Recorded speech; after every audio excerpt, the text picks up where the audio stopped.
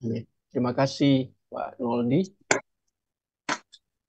Jadi tadi pengumuman kita minggu depan sudah start dengan pembelajaran yang baru ya, dan itu 9 kali pertemuan.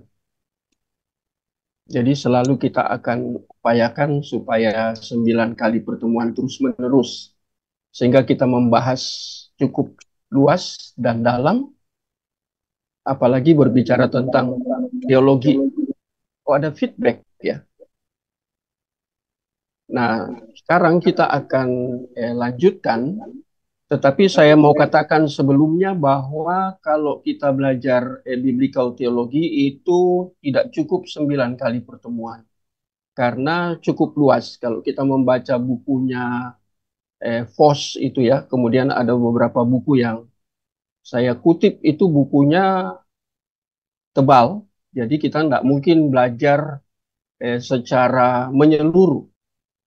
Kita hanya belajar hal-hal yang sifatnya esensial dan sangat mendasar. Itu yang kita pelajari bersama dalam pertemuan-pertemuan kita. Dan malam ini kita akan lanjut pembelajaran kita, ya sudah mau terakhir ini.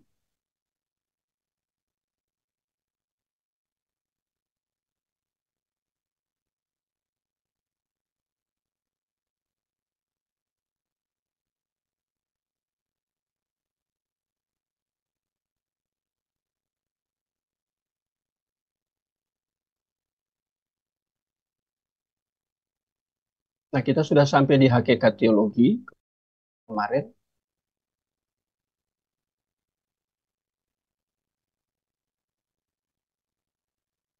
Nah, ini menjadi penekanan. Apakah kemarin sudah dapat ini? Pak Anton ikut terus ya, penyingkapan diri Allah. Ini kan di Biblika dapatnya. Lebih tajam lagi kalau di Biblika. Nah, ini penyingkapan diri Allah melalui wahyu khusus. Saya loncat aja. Ini pandangan dari Voss ya. Bukunya ada. Voss berapa? 700 apa 800 halaman. Bukunya ya. Sudah diterjemahkan dalam bahasa Indonesia. Jadi Bapak Ibu bisa miliki. Kalau beli ini harganya hanya 25.000 dalam bentuk PDF. Kemudian simpan. Saya anjurkan Bapak Ibu beli yang eksternal itu yang satu tera. Saya juga punya itu untuk simpan bahan-bahan seperti ini. Jadi kan 1 tera cukup besar. Dan itu ribuan. Kemarin saya ditawarkan 1.000 buku dalam bentuk PDF. Kalau Bapak Ibu beli fisiknya itu mahal. Itu pasti puluhan juta. Bisa seratusan juta. Kalau mau beli ya bentuk fisik ya. Karena itu dari luar, bukan dari Indonesia. Penulisnya orang luar, bahasanya bahasa Inggris. Jadi itu tidak mudah. Tapi sekarang sudah tertolong adanya PDF dan kemudian diterjemahkan lagi.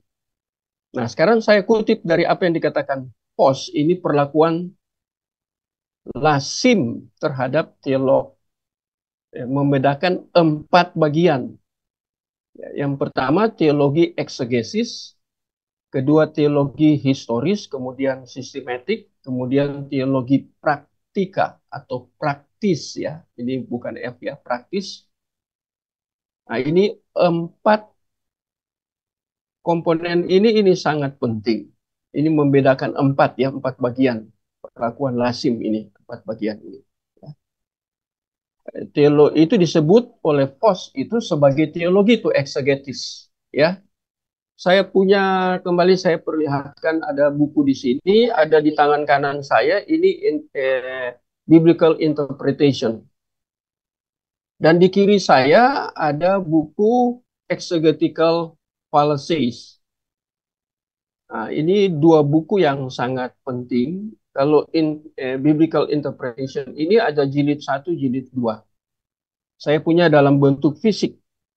Jadi perlu kita memiliki buku seperti ini untuk kebutuhan eksegese atau eksegesis. Jadi itu disebut bagaimana kita mau mengerti tentang Allah. Ini teologi eksegesis. artinya teologi ya, teo dan logos. Jadi bagaimana kita memahami tentang Allah, tentunya berdasarkan wahyu khusus. Ini di atas sudah ada pembukanya ya, wahyu khusus. Allah menyingkapkan diri melalui wahyu khusus. Waktu kita belajar, Allah sudah membukakan diri melalui wahyu khusus yang tertulis, ya. Sekarang bagi kita harus mempelajari wahyu khusus itu dengan cara ya ini ditawarkan oleh Vos untuk membangun teologi biblikal yang kuat. Kita harus yang pertama untuk mengerti tentang Allah atau memahami tentang Allah, ada kata logi di situ ya, atau logi atau bisa teaching di situ. Kalau saya melihat dari apa, ada Alkitab bahasa Yunani yang di belakangnya ada Yunani Inggris, saya berkali-kali tidak bosan untuk mengatakan ini karena ini penting. Di depannya seluruhnya bahasa Yunani, tidak ada bahasa Indonesia. Tapi di belakangnya ini ada yang namanya itu a concise Greek English Dictionary of New Testament. Ini setiap kata itu dalam bahasa Yunani itu diberikan arti secara harafiah supaya kita tidak keliru. Jadi puji Tuhan kalau ada seperti ini. Ini untuk kebutuhan eksegesis. Memahami Allah dengan cara menggali. Ya, eksegesis secara sederhana menggali firman Tuhan itu. Dari firman Tuhan itu sendiri. Tidak boleh memasukkan pikiran kita atau ide kita ke dalam firman Tuhan. Itu namanya kan eisegesis di dalam ilmu hermeneutik. Jadi yang menjadi tekanan dari Vos, bagaimana untuk kita membangun, judul bukunya memang teologi biblical teologi. Vos menulis itu cukup tebal ya. Saya hanya mencuplik, tidak seluruhnya. Kalau seluruhnya kita mungkin 5 tahun tidak selesai belajarnya. Jadi kita lihat ini Vos utamakan teologi eksegesis. Menurut saya, tapi saya juga bisa keliru, banyak hamba Tuhan yang menghindar dari eksegesis pada era postmodern. Nanti kita lihat di bawah ya, itu kanon dan interpretasi biblical. Nanti kita akan lihat di situ. Itu bagian terakhir yang saya sampaikan pada hari ini di dalam pertemuan kita. Bagaimana kanon dan interpretasi biblical. Nah, tapi ini sudah ada gambaran di sini tentang teologi eksegesis itu penting. Kemudian teologi histori. Saya sudah mengajar di STT RAI tentang cara berpikir itu ya, tentang logika. Nah, ada buku yang saya pegang juga yang membicarakan tentang histori ini. Kebanyakan orang tahu story, kisah, tetapi kehilangan hisnya.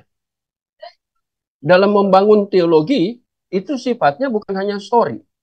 Memang di Alkitab, dari PL, itu kan banyak kisah. Ada di dalam Kisah Rasul, itu juga kisah. Tapi kalau hanya story, kehilangan his, ini bahaya. Ini sesuatu yang sangat berbahaya. Ada buku yang ditulis oleh orang Indonesia, tapi orangnya ya, sekolah di luar negeri ya untuk teologi. Dia menulis tentang bahayanya orang membicarakan Alkitab, memahami Alkitab, hanya story-nya aja, hisnya hilang. Saya ingat kemarin saya pergi ke gereja Pak Esra Soru, saya bertemu dengan beliau, saya dengar khotbahnya. Karena dia datang, saya ditelepon. Maka saya pergi. Dia bicara tentang iman di dalam tiga area. Yang pertama, iman histori. Yang kedua, iman praktikal. Yang ketiga, iman dan keselamatan. Kalau kita hanya belajar iman histori, itu tertulis dalam seluruh Alkitab, kisah tentang orang Israel dalam perjalanan sehingga tiba di Kanaan, kisah raja-raja di Israel. Kita belajar histori. Kita beriman kepada hal-hal yang sifatnya sejarah. Dan di balik itu, di balik sejarah story itu ada kata his. Artinya dia. Apalagi di dalam umat pilihan di zaman PL, dia yang berkisah di dalam kehidupan umat. Khususnya pada masa itu yaitu Israel. Yang kemudian menjadi dua. Israel Utara dan Israel Selatan. Dia berkisah kebanyakan kan di Israel Selatan. Nanti kemudian di perjanjian baru, Israel Selatan itu menjadi Yahudi. Yehuda menjadi Yahudi. Ya, dua suku. 10 suku di utara, dua suku di yang Israel Selatan. Nah, Pak Esra bagus sekali saya dengar dia menjelaskan. Cuman memang dia tidak menjelaskan yang iman histori. Nah, saya di sini bicara teologi histori. Kita mengetahui kisah tentang dia di dalam wahyu khusus. Kemudian kita imani itu. Yang menjadi pertanyaan, ketika Allah menciptakan langit dan bumi, apakah Musa sudah hadir? Halo Bapak Ibu. Apakah Belum. Allah sudah hadir? Kan belum. Tapi kok mereka tulis, itu Theopneustos itu ditulis di dalam 2 Timotius 3. Mereka tulis di bawah bimbingan kendali daripada Roh Kudus, arahan dari Roh Kudus untuk menulis, termasuk Musa. Dia tidak melihat peristiwa itu, tapi dia imani. Apalagi dibuat menjadi wahyu khusus secara spesifik dalam PL. Dia kan tidak melihat hal itu. Tapi dia imani. Kita juga tidak pernah melihat tentang Musa mengambil tongkat, kemudian diperintahkan untuk membelah laut Teberau itu. Kita tidak melihat, tapi itu karena ada di Alkitab, kita percaya itu iman histori. Iman histori itu kita bangun dari ini teologi, pemahaman histori. Kemudian masalah praktikal, bagaimana bangsa Israel itu hidup iman yang sifatnya praktis, praktikal. Bagaimana bangsa itu hidup. Mereka berjalan, perilaku mereka, semua kan Tuhan atur. Ada hukum-hukumnya, ada nomos untuk mengatur kehidupan umat. Nah, kita juga harus diatur. Dulu itu sampai persembahan diatur. Loh, sampai persembahan persepuluhan Tuhan atur. Nah, itu salah satu contoh iman yang sifatnya praktis. Bagaimana mereka hidup kudus di hadapan Allah. Tapi kalau hanya dua itu tidak lengkap. Yang Pak Esra khotbah yaitu paling ujungnya yaitu iman yang terhubung dengan keselamatan. Jadi di dalam histori itu Tuhan sedang menunjukkan, menampilkan diri bahwa dia itu penyelamat. Dan puncaknya yaitu ketika Yesus datang. Nah, itu ya, dan ini berhubungan dengan teologi histori. Iman histori itu dasarnya harus teologi yang kita bangun secara historis. Kalau tidak,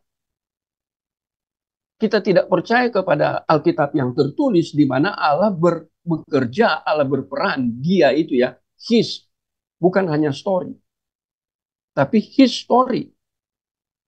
Ada 2 buku atau 3 atau 4 buku saya membacakan tentang apa itu histori. Dijelaskan secara teologis. Jadi Vos mengangkat ini untuk membangun teologi biblikal, kita harus memahami tentang teologi historis. Dan kita harus imani itu. Saya tambahkan ini. Yang ketiga, teologi sistematika. Nah, ini kan pengajaran-pengajaran yang sifatnya fundamentalis, fundamental. Ini ada di sini. Ya. Seperti contoh kemarin ada seminar ribut soal masalah Tritunggal.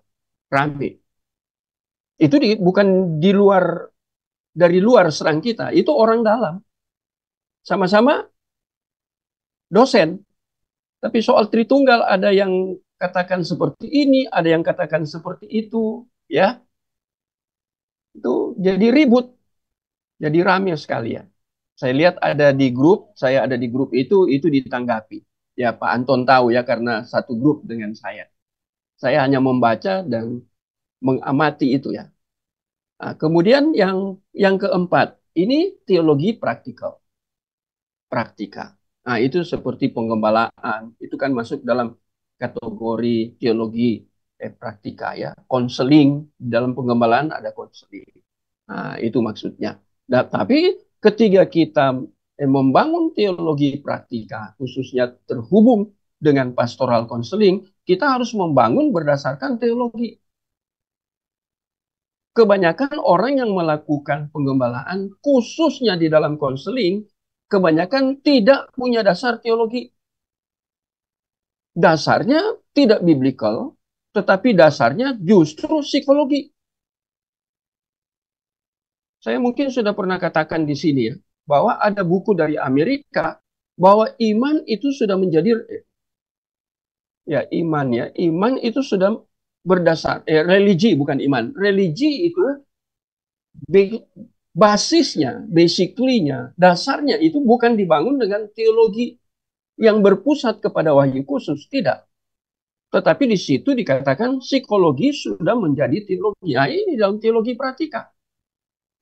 Jadi ada pendekatan-pendekatan yang dilakukan di dalam pastoral konseling itu lebih menekankan tentang psikologi. Memang saya tahu di dalam pembelajaran psikologi Kristen, saya tahu bahwa ada hamba Tuhan yang sama sekali buang psikologi. Saya bukan bagian dari hamba Tuhan itu. Dia hanya mau pakai Alkitab. Jadi psikologi dibuang. Tapi ada juga banyak hamba Tuhan yang menerima psikologi. Tapi harus diintegrasi dengan teologi. Dan dasar di dalam membangun pastoral teologi, pastoral konseling, dasarnya bukan psikologinya. Dasarnya harus teologi yang berpusat kepada wahyu khusus. Nah, ini yang dikemukakan oleh HOS. 4 bagian ini. Saya hanya singkat-singkat ya Bapak Ibu. Saya kecenderungannya membahas sampai sedalam-dalamnya. Nanti tidak habis. Kalau menjelaskan 4 poin ini dalam sekali. Untuk lebih lengkap, kita harus punya bukunya HOS ini. Saya kurang tahu, saya sudah bagikan ya di WA kita ya. Karena itu saya sudah beli. Bisa dibagikan ya. Tentang HOS itu mungkin ada 800 atau 1000 lebih halamannya ya, tentang teologi biblika. Ini saya hanya ambil sebagian kecil esensinya. Nah, jadi ini dalam luar biasa. Nah, sekarang POS katakan yang patut dicamkan dengan serius sehubungan dengan teologi biblika adalah posisi teologi eksegetis sebagai prioritas. Jadi firman Tuhan kan sudah tertulis. Apalagi Alkitab yang kita gunakan terjemahan. Saya ulangi lagi ya. Kita kan menggunakan Alkitab terjemah. Baik itu dalam bahasa Inggris maupun dalam bahasa Indonesia. Termasuk dalam bahasa Latin. Itu dimasalahkan, itu Tritunggal setelah diterjemahkan dalam bahasa Latin itu persona. Itu banyak orang yang masalahkan itu kata bahasa Latin dari hipotasis. Itu jadi ribut sekali di dalam konsep Tritunggal. Apakah persona itu sama dengan hipostasis? Nah, itu harus diteliti dengan sangat teliti. Ini bukan bahasa kita. Ya, dari bahasa asli Yunani kemudian diterjemahkan ke dalam lagi bahasa Latin. Septuaginta itu LXX ya. Jadi kita harus hati-hati di sini. Jadi kita lihat ini teologi, makanya teologi eksegetis di dalam konteks biblika ini sangat penting. Kita kan Tuhan sudah kasih Alkitab, sudah dikanonkan, sudah lengkap. 66 kitab. Oke, sekarang tugas kita harus eksegetis atau eksegese. Dan di dalam eksegese ini hal yang tidak penting, yang penting sekali di dalam D.A. Carson ini dikatakan kesalahan-kesalahan dalam studi kata. Umpamanya etimologinya bisa keliru, tidak tepat, ya, ilmu asal usul kata ini ditulis. Ya, kesalahan-kesalahan dalam studi kata. Kata iman itu secara etimologi dari mana? Hati-hati. Saya beri contoh lagi ya. Apakah iblis dengan setan sama? Dari bahasa asli, karena ini eksegesi. Setan itu dari kata Yunani satan, artinya musuh. Sehingga sedangkan iblis dari kata diabolos. Yang setan itu kata benda, yang iblis itu kata sifat. Apakah itu dua bagian yang berbeda antara setan dan iblis? Dua hal yang berbeda. Nah, kadang orang tidak selidiki itu. Harus diselidiki. Kenapa satu pakai noun? Kalau kita eksegesis. Satu, setan dipakai noun. Tapi ketiga iblis dipakai adjektif, sifat. Apa artinya? Dua ini harus diintegrasi. Setan itu berbicara tentang pribadi. Di dalam pribadi itu punya sifat. Sifat itu disebut diabolos. Jadi satu berbicara tentang posisi setan di hadapan Allah, di hadapan Tuhan. Satu berbicara tentang sifat dari setan itu sendiri. Itu menjadi menarik. Itu hanya satu kata. Nah, ini dikatakan makanya kesalahan-kesalahan dalam studi kata. Kesalahan-kesalahan dalam gramatikal. Ya. Kemudian kesalahan-kesalahan di dalam logika. Kesalahan-kesalahan presuposisi dan sejarah. Bagaimana titik awal kita melihat bagian firman Tuhan tertentu. Harus kita lihat itu titik awalnya. Nah, ini ditulis. Ya. Jadi ada 4 poin ditulis oleh Carson. Bukunya enggak tebal, hanya 200 halaman lebih. Tapi isinya, konten dari buku eksegesis ini sangat baik, sangat bagus. Untuk mendorong kita supaya kita tetap belajar.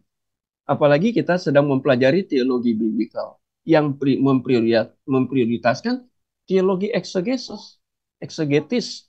Ini tugas kita kan untuk mengeksegesis. Jangan kita berdoa Roh Kudus, ya. Seringkali kan kita berdoa Roh Kudus urapi saya. Roh Kudus tolong bukakan firman Tuhan. Lama-lama kita berdoa Roh Kudus tolong eksegetis ayat-ayat firman Tuhan yang akan saya sampaikan. Itu bukan tugas Roh Kudus, itu tugas kita. Tetapi dikontrol oleh Roh Kudus. Itu kan yang saya katakan illumination, iluminasi. Diberikan pencerahan oleh Roh Kudus. Sehingga kita punya kepekaan ketika kita menyiapkan firman Tuhan. Apakah eksegese kita benar, apa keliru? Walaupun kita pakai Alkitab. Semua orang yang melakukan eksegesis tentunya menggunakan Alkitab. Tapi ketika kita bicara eksegesis berhubungan dengan bahasa asing, nah di sini jadi goyang. Karena sulit belajar bahasa asli. Begitu Pak Rano ya. Atau Pak Noldi. Nah, ini ada Pak Armstrong ya. Begitu kita sentuh bahasa asli untuk kebutuhan eksegesis, wah kita langsung, waduh susah ini. Iya, saya harus akui susah. Tapi kalau kita mau belajar serius, dan kita memang sungguh-sungguh untuk menyampaikan firman Tuhan, memang untuk memuliakan Tuhan, berdasarkan kehendak Dia di dalam wahyu khusus, pasti kita lakukan dalam kesulitan apapun. Halo Bapak Ibu, ini ditekankan oleh Vos. Diprioritaskan karena permulaan dari semua teologi terhadap sikap pasif dan reseptif di pihak orang yang terlibat di dalam studi biblikal. Asumsi dari sikap yang demikian merupakan ciri khas dari semua pengejaran eksegesis yang sejati di dalam proses. Jadi ketika kita mengeksegesis, ya, kita belajar sungguh-sungguh dan itu di dalam proses, tidak mudah, ya. Jadi dari satu sisi kita bersifat pasif. Mengapa pasif? Ya kita tinggal menggali Alkitab kan, bukan kita yang buat Alkitab itu. Reseptif ya. Jadi kita mengambil dari bagian Alkitab itu untuk kita studi supaya kita mendapatkan kebenaran yang sungguh-sungguh Alkitabiah atau sungguh-sungguh teologis, sungguh-sungguh biblical. Ini FOS. Nah, sekarang yang berikut, teologi eksegesis dalam pengertian yang komprehensif mencakup bidang apa? Studi tentang kitab suci. Ini mudah saja ya. Yang kedua, penyelidikan tentang asal-usul beberapa tulisan. Nah, ini kan bersifat historis. Asal-usul beberapa tulisan, kan ini berarti terhubung dengan apa yang di atas. Teologi historis. Itu yang kedua. Sekarang kita lanjut.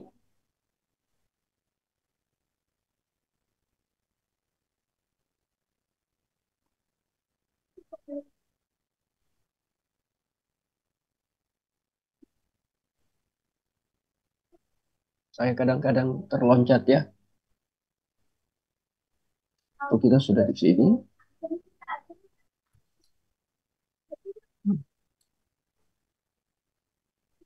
Oh ini. Satu, dua, ini ketiga. Nah, termasuk identitas penulis. Ini kita sudah biasa ya. Kadang kita abaikan ini. Karena kita tidak mau selidiki ya. Identitas penulis.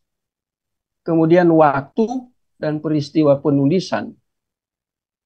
Kemudian ketergantungan pada sumber-sumber yang mungkin diperoleh. Sumber-sumber ini maksudnya referensi. Ya, referensi sangat dibutuhkan. Kalau kita mau membangun teologi biblikal. Seperti tadi saya tunjukkan ada referensi, umpamanya referensi ini the Greek New Testament. Ini seluruhnya bahasa Yunani. Ini salah satu referensi. Kemudian ada juga referensi yang lain kalau terkait dengan perjanjian baru. Ya, ada interlinear, itu bisa. Ada strong lexicon. Nah, ini referensi-referensi. Itu maksudnya. Itu di dalam manuskrip, dalam bahasa asli. Kalau kita miliki itu, betapa bahagianya kita. Kemudian kalau di perjanjian lama, nah, saya punya satu set referensi, 5 jilid. Itu Ibrani, Inggris. Wah, itu di situ kita akan melihat ada diksionerinya, ada 3 bukunya, ditulis oleh satu orang, William Van Gemeren. Itu menulis, dia ahli perjanjian lama. Dia menulis 5 jilid khusus untuk perjanjian lama. Dan setiap jilid itu manfaatnya 3. Yang pertama, dictionary, kamus. Jadi setiap kata di dalam bahasa Ibrani dijelaskan oleh William Van Gemeren. Karena dia ahlinya. Dia scholar. Yang kedua, dia menjelaskan tentang eksegesinya. Eksegesis tadi ya. Itu dijelaskan tiap kata itu ya. Itu tidak mudah untuk hal seperti itu. Yang ketiga, itu teologinya. Jadi teologi biblical yang dibangun oleh William Van Gemeren berdasarkan bahasa aslinya, ada kamusnya. Kemudian bukan hanya ada kamusnya, dia mengeksegese kata-kata itu. Apakah ini maskulin atau feminim? Karena itu perjanjian lama. Kalau perjanjian baru kan, Yunani kan 3. Gendernya 3. Maskulin, feminim, neuter. Tapi kalau perjanjian lama hanya 2. Itu William Van Gemeren orangnya seperti itu. Makanya saya beli kamus itu. Buku itu bukan kamus ya. Yang di dalamnya ada kamus, ada teologinya, ada eksegesenya. Jadi kita diperkaya. Ini, itu maksudnya di sini ya. Sumber-sumber yang mungkin diperoleh. Sekarang banyak buku. Ya, kalau Bapak Ibu kemarin kan saya tawarkan mau beli 1000 buku. Ayo. Karena kalau 1000 buku kan mahal. Ya. Satu buku paling mahal PDF itu 25.000. Nah, kalau 1000 itu banyak sekali bukunya. 1000 Bapak Ibu punya buku. 1000. Sedikit apa banyak. Untuk mempersiapkan firman Tuhan. Itu menarik. Dan buku-buku itu dari luar semua, tapi sudah diterjemahkan ke dalam bahasa Indonesia. Nah, itu memperoleh sumber-sumber yang mungkin diperoleh, ini disebut sebagai proses eksegesis. Jadi kita kan berproses untuk mengeksegese. Harus ada sumber, referensi itu sumbernya. Tadi saya sebut ya, referensi. Saya punya satu set dari Matius sampai Wahyu yang ditulis oleh seorang pakar dari Amerika. Saya beli satu set. Itu memang bahasa Inggris, ada bahasa Yunani karena dia PB. Jadi dari Matius sampai Wahyu. Jadi ada apa-apa saya cepat cari referensi itu. Mau buka umpamanya mau menggali atau mengeksegese, saya dibantu oleh buku itu. Selain dari yang saya punya, yang manuskrip bahasa-bahasa asli itu, salinan-salinan, saya punya beberapa. Ya, jadi ini proses eksegesis namanya. Ya. Yang bagian berikut, yang ketiga ini ya, tapi tertulis C di sini ya. Menjawab pertanyaan bagaimana tulisan-tulisan tersebut dapat dikumpulkan menjadi satu kesatuan Alkitab atau kitab. Bagian dari proses ini dikenal dengan sebutan kanonik. Sudah dikanonkan kan? Jadi bagian-bagian itu. Nah, nanti Bapak Ibu nanti diserang oleh polemikus, kok Injil Barnabas nggak masuk? Umpamanya. Untuk kanonik ini Bapak Ibu harus belajar kuat di bibliologi. Mengapa hanya 66 kitab? Ya. Mengapa tidak lebih dari itu? Ada Injil Barnabas, Injil apa lagi? Begitu banyak ya. Ada Injil ini, Injil itu, Injil ini, Injil itu. Tapi kok tidak masuk dalam kanonik? Nah, Bapak Ibu harus hati-hati. Ini Vos yang tulis ya. Bagian D. Studi tentang penyingkapan diri Allah di dalam ruang dan waktu yang sebenarnya, yang bahkan sudah ada sejak awal mula penulisan. Itu dokumen-dokumen Alkitab, dan untuk waktu yang lama terus berjalan bersama dengan proses perwalian penyalinan materi. Nah, ini ya. Ini penting nih. Ini wahyu itu bersifat progresif, bukan Kristen progresif kok. Wahyu itu kan berangsur-angsur. Ya, itu artinya wahyu itu progresif. Jadi tidak langsung turun satu kali langsung diterima. Ya, Bapak Ibu bisa atau memang sudah mengerti bahwa wahyu itu bertahap diberikan ya. Selama berapa tahun? Kalau kita sudah belajar tentang bibliologi, selama berapa tahun dari PL sampai PB tuntas? Pak Anton harus jadi dosen bibliologi ini. 1.500 tahun. Ya, itu proses. Kemudian ini penyalinan, bukan terjemahan ya. Saya mau tekankan, ini Vos ini orangnya sangat sangat kuat biblikalnya ya. Jadi dia katakan ini proses penyalinan. Kenapa ada penyalinan di sini? Bapak Ibu sudah belajar tentang autograph. Autograph itu artinya apa? Di dalam bibliologi. Bagian dari teologi sistematik. Autograph itu artinya wahyu yang ditulis oleh rasul yang pertama, bukan salinan. Itu kan sudah tidak ada. Yang ada sekarang itu salinan. Nah itu kemarin jadi rame itu waktu pembahasan Tritunggal itu ya. Ada yang menggunakan tentang Byzantium. Ya. Yang awal-awal dari penulisan Alkitab ya. Byzantium. Menggunakan salinan juga harus berhati-hati. Saya sudah belajar sampai Yunani yang Evans. Yaitu Yunani 4. Bagaimana kritik teks di dalam salinan. Untuk menemukan teologi biblikal yang dapat dipertanggungjawabkan di hadapan Tuhan. Ya, belajar kritik teks. Bagaimana tentang Erasmus, tulisan dari Erasmus? Siapa tuh Erasmus? Di dalam sejarah ya, salinan-salinan ini ya. Mengapa orang banyak menggunakan Bensentiu? Nah, itu kita harus pelajari untuk membangun teologi biblical. Jadi salinan bukan penerjemahan. Vos tidak bicara tentang terjemahan. Tapi Vos berbicara tentang salinan di dalam membangun teologi biblical. Kebanyakan yang kita pakai kan terjemahannya. Oke, enggak apa-apa terjemahan bahasa Indonesia, terjemahan bahasa Inggris. Bahasa Inggris yang mana? King James Version atau New King James atau NIV, New International Version atau New American Standard. Ya, dan juga ada banyak lagi Alkitab dalam terjemahan bahasa Inggris. Ada yang pakai bahasa, kalau orang kita Tapanuli pakai bahasa Batak.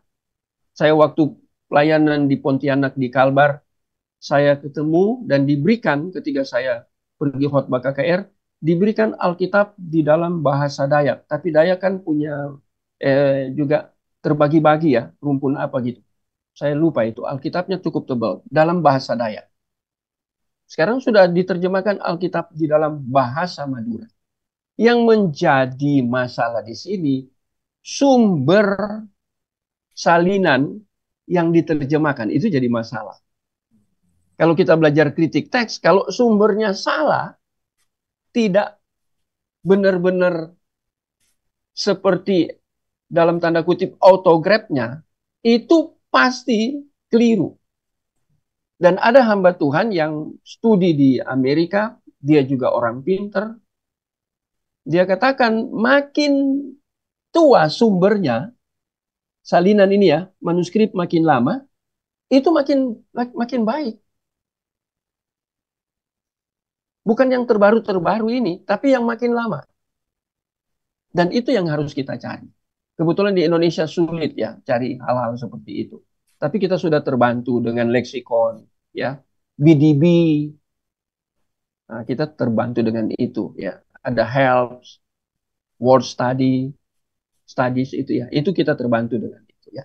Nah, tapi kita lihat di sini yang ditekankan Vos untuk membangun teologi biblikal harus salinan. Ini yang membuat kita susah ya, kita orang Indonesia. Apalagi kita orang Indonesia sedikit sulit kita sudah malas, kita tinggalkan. Kita tidak tekun, yang susah itu justru harus ditekuni. Kalau pribadi saya, tentang tohu wabohu aja saya cari habis-habisan. Karena dikatakan oleh teologi liberal, bahwa tohu wabohu itu artinya kacau balau. Saya membaca beberapa buku teologi liberal. Penulisnya teolog yang liberalis. Ya, dikatakan itu tohu wabohu itu kacau balau. Artinya Allah sudah menciptakan dunia, kemudian setan datang dan mengacaukan. Nah, saya selidiki kata tohu, satu kata aja tohu wabohu. Itu menarik. Nah, itu, tapi harus selidiki dari mana. Namanya tohu wabohu berarti itu di kitab Kejadian. Dan itu pakai bahasa Ibrani, bukan bahasa Inggris atau bahasa Indonesia. Nah, contoh, jadi ini penyalinan, proses penyalinan. Nah, itu disebut sebagai studi teologi Alkitabiah. Lihat ya, ada 5 komponen itu ya. Tapi di sini saya taruh C dan D. Tadi 1, 2 ya. Ini keliru taruhnya ya. Jadi A, B, C, 4 ya. Nah, semua 4 proses ini di Vos menulis bahwa ini disebut studi tentang teologi Alkitabiah. Jadi 4 proses ini, yang tadi pertama, kedua, ketiga, keempat, ini Vos katakan ini studi tentang teologi Alkitabiah. Jadi kalau kita memang mau benar-benar Alkitabiah, harus kerja keras. Seperti yang ditulis oleh Vos. Kita bisa baca buku lain. Saya membaca buku lain lagi. Ya, tadi saya membaca 1 buku yang dari PDF. Bagus juga bukunya ya. Dan saya membaca itu juga tulis tentang teologi biblikal. Jadi ini. Kemudian teologi biblikal adalah cabang dari teologi eksegesis. Ya, jadi cabang, jadi hubungan. Mau biblikal harus ekseges, itu maksudnya ya. yang berhubungan dengan proses penyataan diri Allah yang tersimpan dalam Alkitab. Jadi wahyu khusus itu kan tentang Allah. Dan seluruh rencana kehendaknya ada di dalam Alkitab wahyu khusus itu. Nah, itu disebut teologi biblikal adalah cabang dari teologi eksegetis. Jadi kalau mau biblikal, jalan satu-satunya harus eksegetis atau eksegese. Ini pekerjaan yang paling sulit. Kita cenderung khotbah, belum menggali kita sudah khotbah dan kita langsung khotbah secara praktis. Seperti contoh ya, kita tidak eksegese. Kita membicarakan iman. Apa sih itu iman? Kalau saya boleh tanya ke Bapak Ibu, apa sih itu iman? Secara etimologi bagaimana?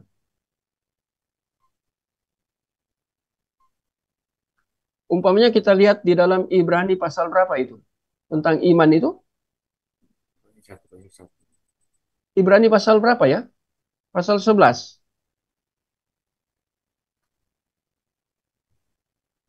Halo Bapak Ibu, Ibrani 11 ya, benar ya? Ibrani 11 Iya ayat Bapak, 1, betul. Mas. Ayat berapa? Ayat 1 Pak. Tuh. Ya, Ibrani 11 ayat 1. Itu menarik. Oh, saya batuk ya. Mengapa menarik kalau proses eksegetis? Apa itu iman? Kita mulai dari etimologi. Bapak Ibu tahu itu iman itu dari mana? Asal usul kata faith, pistis.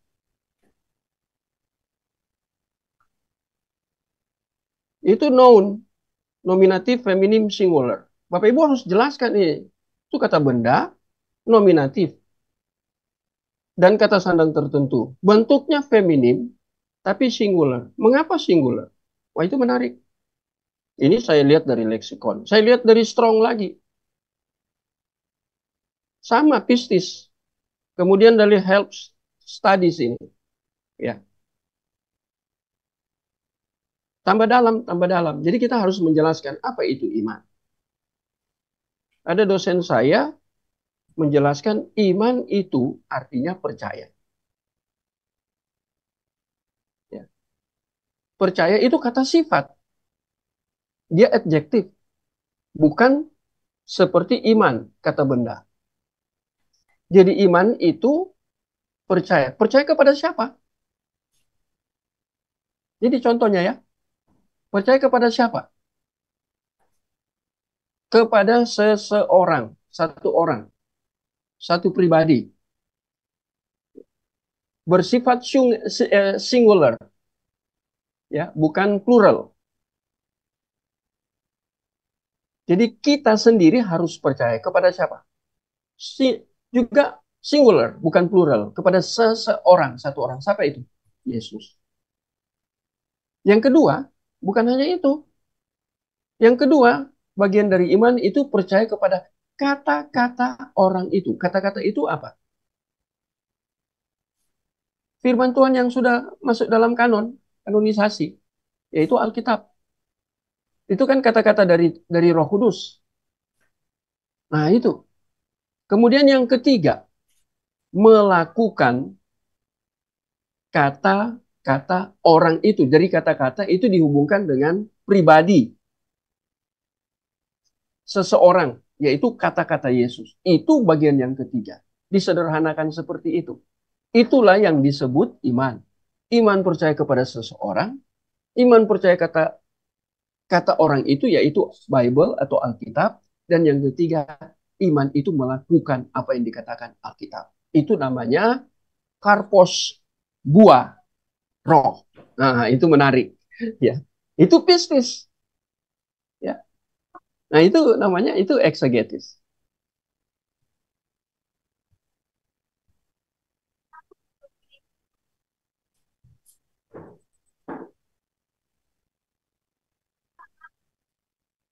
Kita lanjut.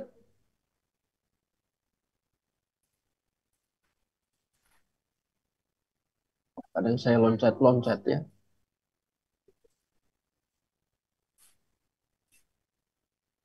ini sudah ya, eksegesis.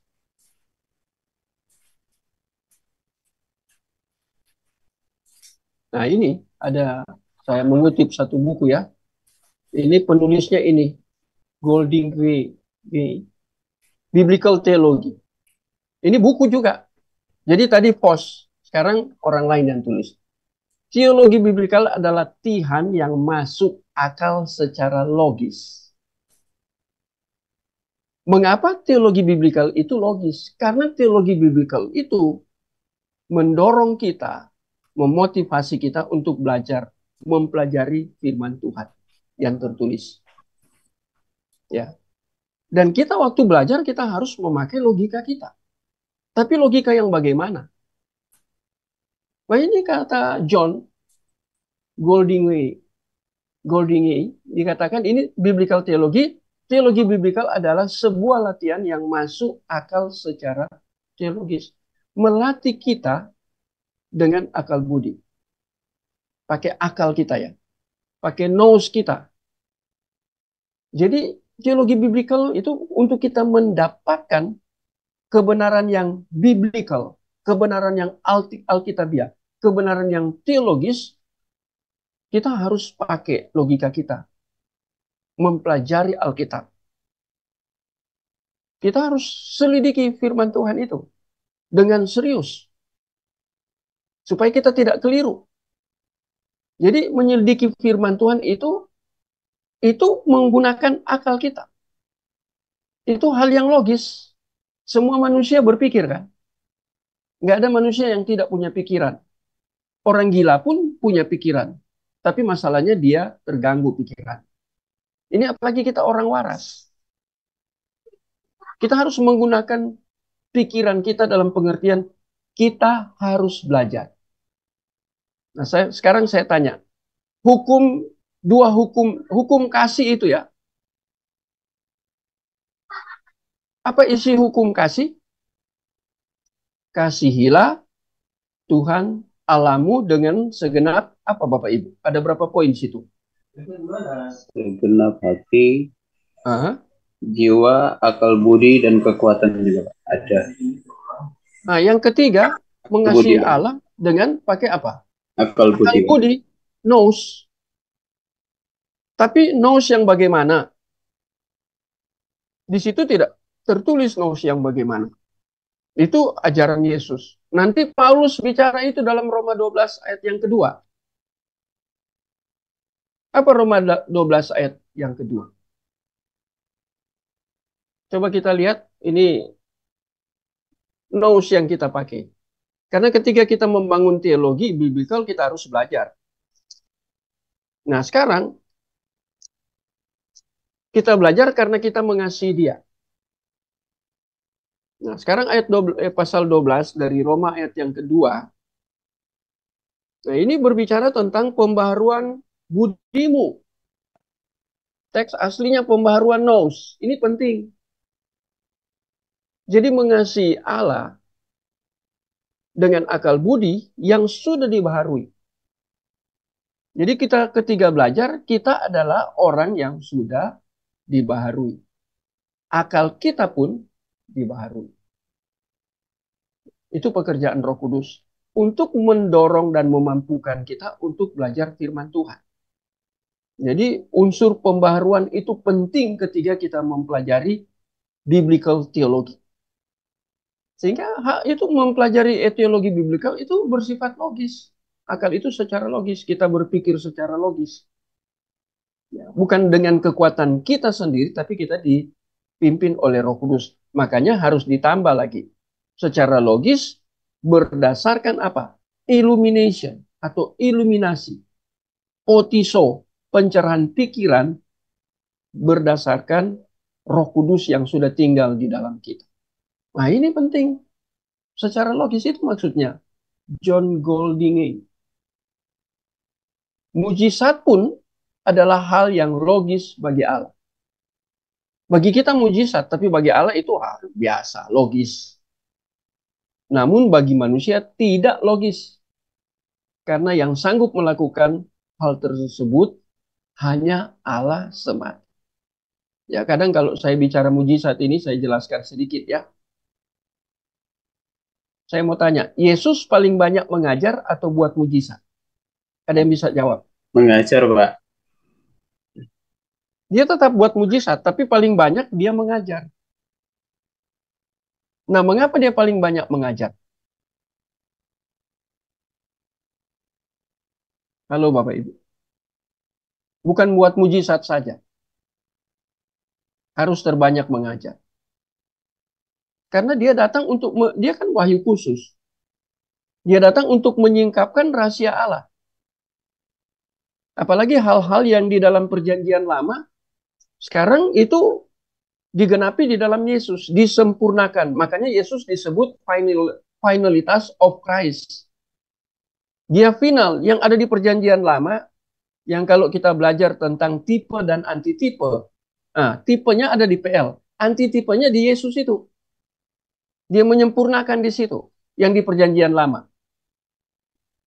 Seperti Taurat di dalam PL, disempurnakan di dalam Yesus Taurat.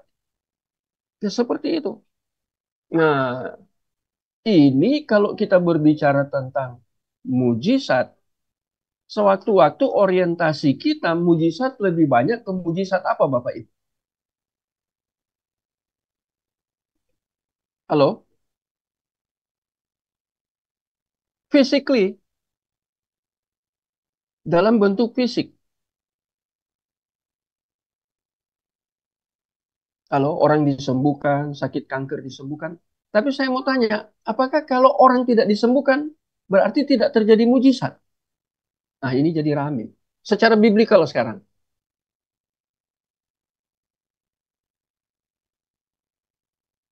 Kalau orang menderita, sudah jadi Kristen, apakah berarti Tuhan tidak memelihara hidupnya? Tidak ada mujizat di dalam hidupnya. Ada contoh-contoh biblikal dalam Alkitab. Paulus berdoa berapa kali? 3 kali, Pak. Itu duri dalam daging kan? Sembuh apa tidak? Tidak, Pak. Nah, berarti itu bukan mujizat ya. Jawaban doa kan cukup kasih karunia. Itu jawaban Allah kan waktu berdoa 3 kali. Cukup kasih karunia. Tidak disembuhkan. Tapi seringkali gereja atau hamba Tuhan mengklaim selalu harus disembuhkan. Kalau nggak ada mujizat, itu berarti hamba Tuhannya kurang kurang apa? Kurang afdol ya. Kurang sungguh-sungguh. Mungkin sedang buat dosa sehingga berdoa malah orang mati. Malah orangnya bukan sembuh tapi mati. Nah, itu kadang kita mengerti mujizat dengan presasuposisi kita, bukan presasuposisi Allah melalui wahyu tertulis. Nah, ini jadi masalah. Ini contoh kan tentang mau membangun konsep biblical, ya. Contohnya di mujizat. Bukan saya tidak percaya mujizat, percaya. Saya sudah baca bukunya ada berapa jilid itu ya, Catherine Kultzman itu yang di Pittsburgh, Amerika. Yang di ruang Sanhedrin, yang dia sering buat mujizat di ruangan itu. Sampai saya hafal, padahal sudah puluhan tahun yang lalu. Tapi dia mati dengan kanker. Sehingga orang tanya, kok dia sering mendoakan orang sembuh, ya, orang lumpuh sembuh bisa berjalan. Tapi dia mati dengan penyakit kanker. Apakah dia tidak berdoa? Tapi dia tidak terjadi mujizat fisik. Ketika diwawancarai, Catherine Kultzman katakan apa? Saya nggak ngerti, itu rahasia Allah. Itu misteri.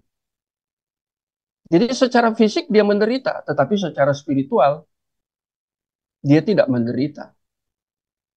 Nah, waktu secara fisik menderita, tapi secara rohani tidak menderita, itu mujizat enggak? Dia bisa tahan di dalam penderitaan. Penderitaan fisiknya. Dia bisa kuat. Itu mujizat. Tuhan yang menguatkan dia. Itu juga mujizat. Tapi kan gereja sekarang memahami mujizat secara biblikal kan melenceng. hamba-hamba Tuhan mengekstrimkan satu aspek. Ini berbahaya. Ya, itu contoh-contoh. Mau contoh lebih ekstrim tentang the providence of God, Allah memelihara hidup. Yang saya mau tanya, kenapa 11 rasul mati? Matinya juga sadis. Ya, semua mereka mati syahid, dibunuh dengan cara yang keji. Apakah Tuhan tidak memelihara? Jadi di the providence of God itu tentang pemeliharaan Allah itu. Kalau kita pelajari secara biblikal, itu pemeliharaan Allah dalam bentuk apa? Satu dalam bentuk yang sifatnya sementara.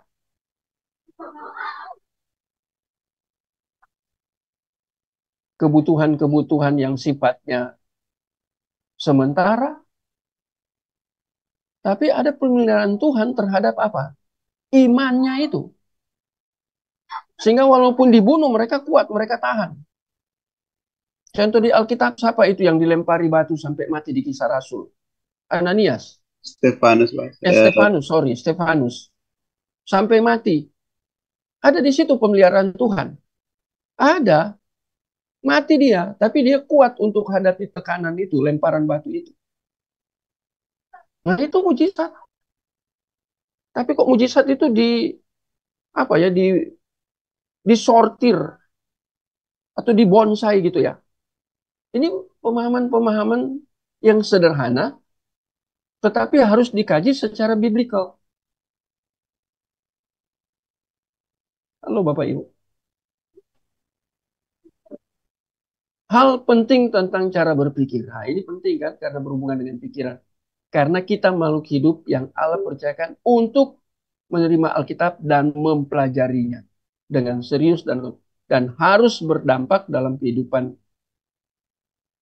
cara hidup kita ya. Nah, ini kan buah toh. Ya, kalau berbicara tentang pikiran, Bapak Ibu, kalau saya berikan bahasa Yunaninya 3. Bahasa Indonesia kan hanya 1. Bahasa Yunaninya 3. Apa itu 3? 1 nous, semua punya pikiran. Pikiran itu dibaharui. Yang kedua noesis. Noesis itu apa? Pikiran yang sudah dibaharui itu digunakan untuk mempelajari Alkitab supaya dia memahami Alkitab. Understanding.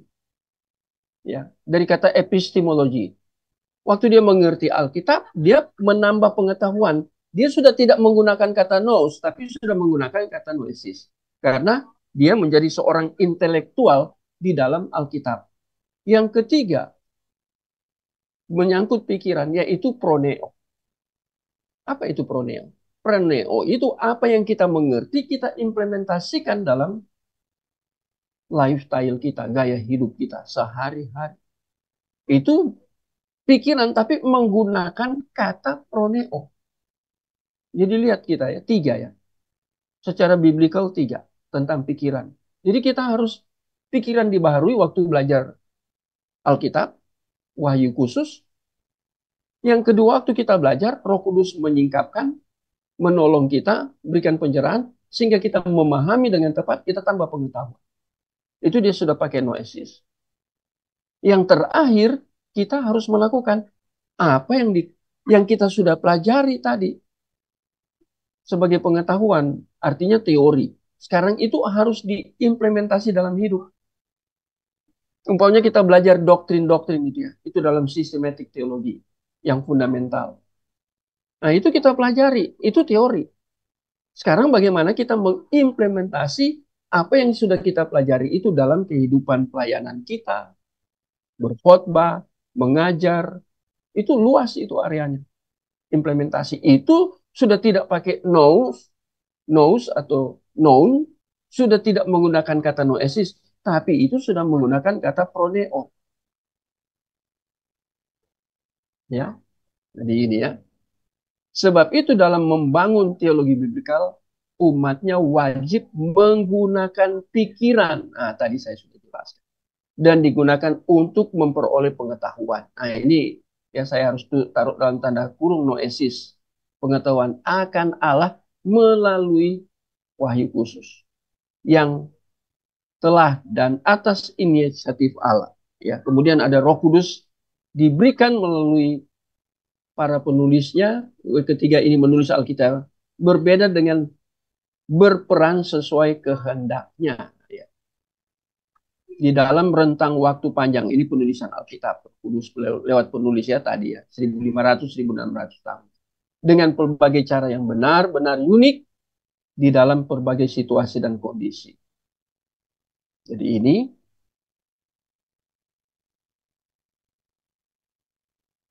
bagian 1 jam ini.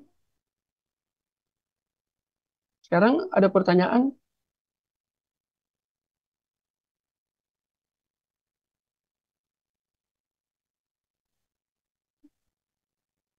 Ada pertanyaan Bapak Ibu? Ada sudah cukup jelas? Oh, silent. Bapak, saya ini mengenai terjemahan loh Pak. Yang sering saya lihat ada salah satu orang hamba Tuhan itu dia memakai beberapa terjemahan NIV, NASB, sama King James itu kadang di dalam terjemahan itu ada kata-kata yang tidak tepat, ada yang salah. Kira-kira di dalam terjemahan yang tepat itu di terjemahan yang mana Pak? Antara yang beberapa yang saya sebut tadi Pak. Oke, clear. Jadi cara untuk mempersiapkan khotbah atau pembelajaran seperti itu namanya word study, studi kata. Tetapi melalui terjemahan Alkitab dalam bahasa Inggris. Ya, ada King James, New King James. Itu saya sudah pernah katakan di sini, beli aja yang Strong Concordance yang besar ya, warnanya merah kalau belum diganti warnanya ya. Itu besar dan itu berapa ribu halaman. Itu di situ ada bagian akhir ya. Bagian akhir itu tentang studi kata dalam bahasa Ibrani Yunani. Jadi dalam bentuk melihat etimologinya. Tapi sebelumnya itu ada word study di situ. Umpamanya Kejadian 1 ayat 1 menurut King James. Apa isinya dalam bahasa Inggris? Kemudian menurut New King James, apa isinya? Kemudian menurut New American Standard Bible, apa isinya? Kemudian menurut NIV, apa isinya? Itu ada di Strong Concordance itu. Jadi itu namanya word study, studi kata. Dulu saya kuliah itu diajarkan ya oleh Pak Ola Tuluan, oleh juga Pak Troget Booker, ya satu dari Norway, satu dari Jerman. Saya belajar dari mereka tentang studi kata, baik dalam bahasa Ibrani maupun dalam bahasa Yunani. Bukan ya, PLPB tapi dalam bahasa Inggris, bukan bahasa Yunani ya.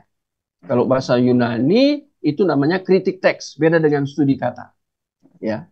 Nah, jadi lakukan itu. Jadi kita lihat di situ seperti sekarang kelihatannya mana terjemahan yang paling tepat.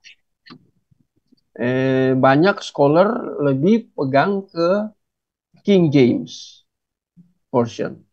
Ya, itu gaya bahasa Inggris yang kuno.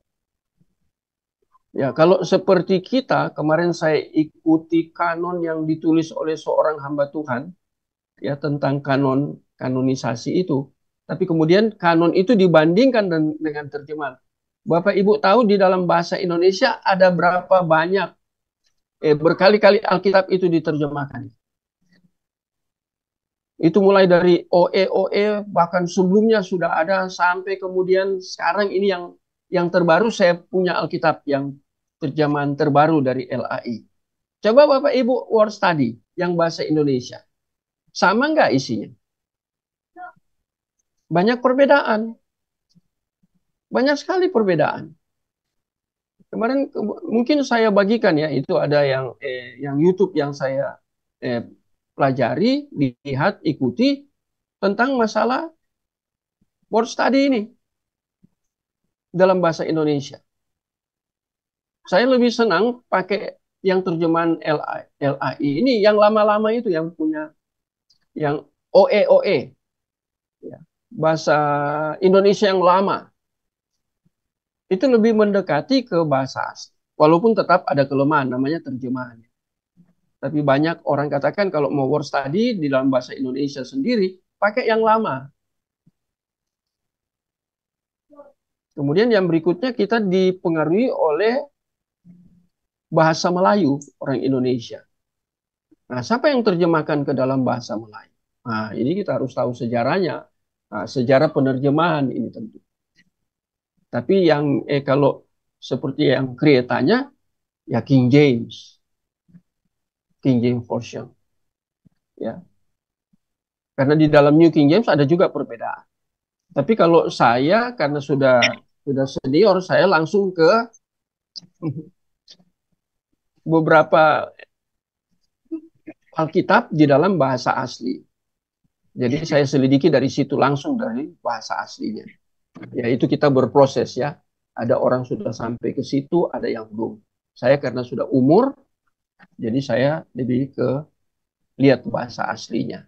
Bukan berarti mengabaikan bahasa Inggrisnya, bahasa Indonesianya, bukan. Tapi lebih baik saya ke situ. Menggunakan yang salinan daripada terjemahan. Apalagi kalau kita sudah makin belajar, kita makin mengerti, sehingga kita sudah bisa menggunakan yang bahasa asli, kita gunakan yang bahasa asli. Yang mudah-mudahan saya dorong untuk sampai ke situ. Memang susah, sulit. Tapi berdoalah, pasti Tuhan beri kemampuan. Ya. Jadi itu jawaban untuk create. Ya. Bapak, makasih. Bapak kalau ini untuk manuskrip yang Bapak pakai itu manuskrip yang mana ya? Oh, ada berapa salinan. Banyak di saya. Apalagi kalau bahasa Yunani, saya paling banyak kan bahasa Yunani. Jadi banyak sekali kalau kreatannya seperti ini. Saya menggunakan banyak. Sampai kamusnya pun saya punya banyak. Ya, strong aja ada berapa macam strong ya. Strong konkordansi itu ada berapa macam. Karena kenapa strong banyak menulis bahasa asli Ibrani? Dia memang doktornya bidang bahasa khusus. Kalau di Indonesia enggak ada kita sekolah teologi. Oh, saya mau sekolah teologi khusus bidang bahasa Alkitab. Enggak ada di. Nah, dia salah satu gelarnya di bidang bahasa. Jadi itu di Indonesia belum ada sampai di situ ya. Oke? Pak, makasih Pak. Oke. Iya Pak, saya tanya Pak. Oh mari Pak Yunus. Ya, itu tadi Bapak ada menyebutkan kata-kata Illuminati. Iluminasi, bukan Illuminasi ya? Iya, illumination dari bahasa Inggris. Illumination.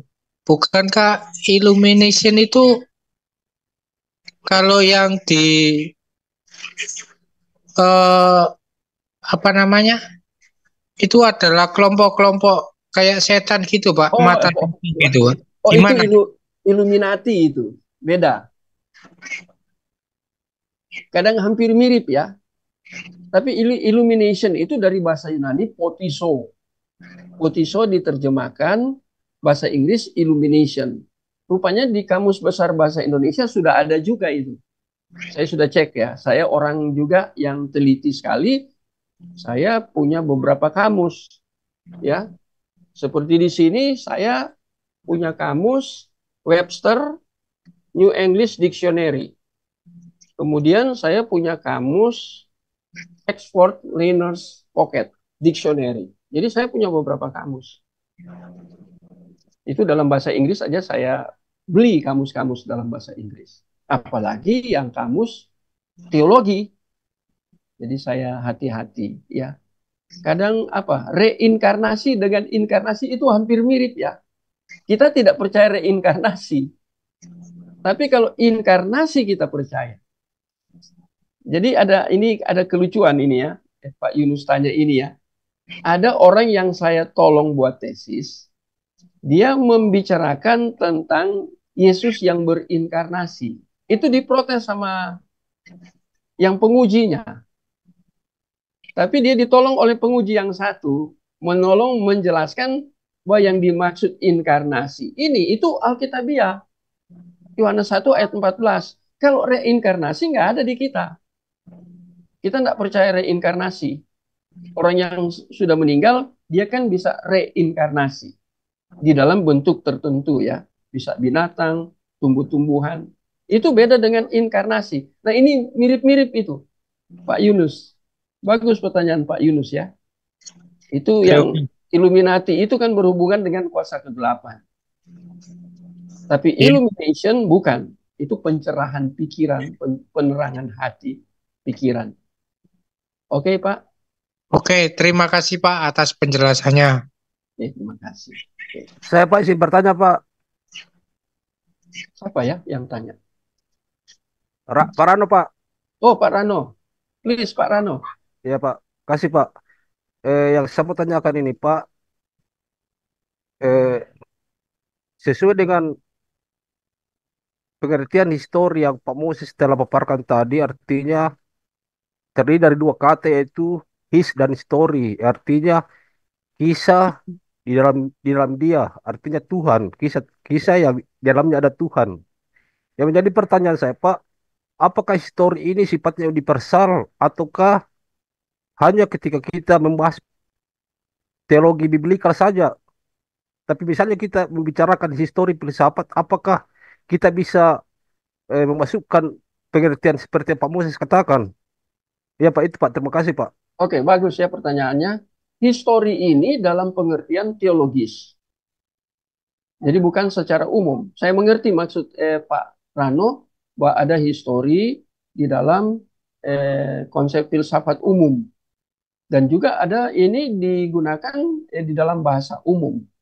Tetapi itu yang kalau di dalam bahasa teologis kata history itu dari dua kata his and story. His itu dia, story itu kisah. Dan itu ketiga terhubung dengan Alkitab, itu kata history itu artinya kisah tentang dia di tulisan Alkitab yang menuliskan tentang kisah orang-orang percaya atau satu bangsa pilihan. Kalau di PL itu kisah tentang bagaimana Tuhan bekerja di tengah-tengah umat Israel yang dia pilih. Itu maksudnya. Jadi secara teologis, bukan secara general, secara umum. Jadi ini dipertajam lagi ya. Nah, dan itu ada beberapa buku yang saya baca itu ya tentang kisah. Apa itu? Kisah tentang dia di dalam hidup kita. Pasti secara personal dalam hidup kita kan kita punya kisah. Kisah dengan Allah. Saya bertobat usia 15 tahun lebih, belum 16 tahun. Saya berkhotbah usia 16 tahun lebih, mulai berkhotbah. Nah, itu kisah saya. Kisah saya dengan dia itu bersifat unik. Tidak boleh kemudian itu menjadi standar, menjadi ukuran untuk Pak Rano, Pak Yunus Eka, ini Pri, atau Pak Anton. Kan tidak boleh jadi standar. Ya Yang Pak. celaka itu kan fenomena, pengalaman personal kita dengan Allah. Itu tidak boleh kemudian semua harus seperti kita. Dulu bagaimana Pak Rano bertemu dengan istri, dengan cara Tuhan, kalau sudah dalam Tuhan ya. Kemudian bagaimana Tuhan pimpin, kok bisa tahu itu tulang rusukku. Nah, kan berbeda dengan saya. Itu beda. Gereja bertumbuh. Ya, ada metode pertumbuhan gereja. Kemudian kita mau ikut seperti gereja itu. Jadi ukuran gereja itu menjadi standar. Nggak boleh kayak gitu. Itu fenomena yang Tuhan kerjakan di dalam gereja itu, di dalam satu gereja lokal. Sehingga dia mengalami pertumbuhan luar biasa. Saya kan ada di kota Surabaya. Banyak gereja-gereja besar di kota Surabaya. Saya tahu juga pertumbuhannya seperti apa. Nah, ada gereja kecil mau bertumbuh seperti itu. Nggak bisa. Nggak bisa ini kita main tiru-tiru. Tuhan bekerja di satu tempat, di satu gereja lokal, dengan cara yang unik. Tidak akan sama, berbeda dengan gereja lain. Saya baru ambil satu buku tentang pertumbuhan gereja itu, PDF, tapi pertumbuhan gereja yang growth church itu secara biblical teologi. Saya sudah punya. Hari ini saya dikirim. Baru tadi. Saya sudah punya itu. Tentang pertumbuhan gereja, tapi secara biblical. Jadi, di dalam Alkitab. Ya. Memang seperti apa yang seperti Shores apa ya itu yang pendiri misi di Amerika. Saya sudah baca bukunya Karena dulu sempat saya sekolah misi ya. Sekolah demis, doktor misiologi, tapi saya nggak selesai. Sempat saya kuliah S3 untuk sekolah misiologi. Nah, jadi saya ada diktat-diktat yang tebal-tebal di saya ya. 1000 halaman tuh diktatnya. Nah, jadi saya pelajari itu. Ya, jadi seperti itu. Nah, ini contoh aja. Oke, saya pikir cukup ya. Kita mau teruskan. Ini sudah mau 7:30. Kita bisa habis nih. Kanon dan interpretasi biblical. Tadi saya sudah mulai. Ini lebih dalam lagi. Penulisnya orang lain lagi nih. Ada bukunya dari PDF ya. Adanya perspektif perihal status kontroversial dalam pendekatan kanonikal. Jadi pendekatan kanon. Ini menjadi kontroversi. Ini yang saya angkat di sini, yang bagian terakhir, ini kontroversinya. Karena kita membangun teologi biblical harus kanonikal. Berdasarkan kanon, yaitu Alkitab tertulis. Nah, tapi ada kontroversi. Nah, buku ini di dalam teologi biblical mengangkat itu. Di mana kontroversinya? Nanti kemudian kita ketemu dengan beberapa orang hebat ya. Irenaeus, ya, kita ketemu itu ya. Tertullianus, nah masuk di sini. Jadi dapat dikatakan bahwa disintegrasi penekanan terhadap kesatuan. Nah ini disintegrasi, saya harus garis bawah ya.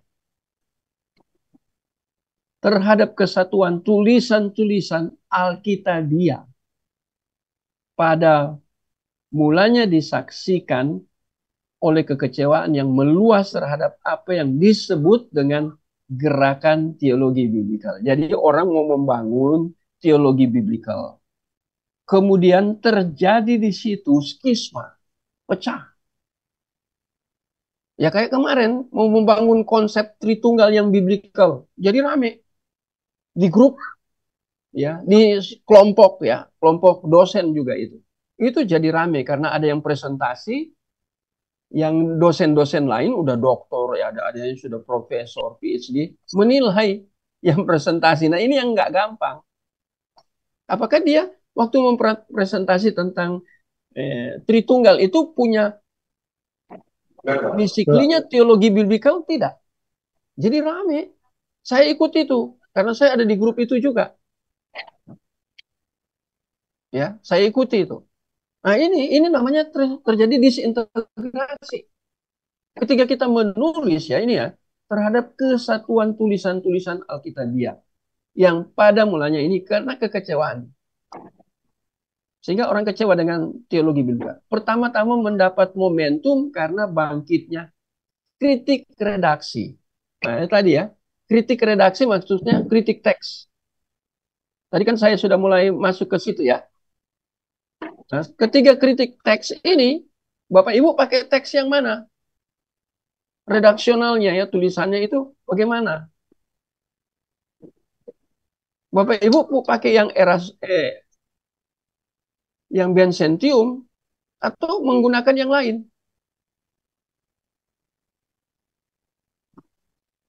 Mungkin saya mau fotokopi ya, itu kritik teks ya. Itu diktat, bukan dalam bentuk buku ya, tentang kritik teks. Ya, dalam bahasa asli. Nah, kalau ada orang atau hamba Tuhan mau membangun teologi biblikal, dia menggunakan teks dalam manuskrip. Teks yang berbeda dengan kita gunakan, nah bisa jadi masalah ini untuk membangun teologi biblikal. Umpamanya dia pakai teks dalam bahasa Latin. Itu jadi ribut kemarin. Tentang Tritunggal. Khususnya tentang membahas tentang di dalam Tritunggal itu satu hakikat tiga pribadi.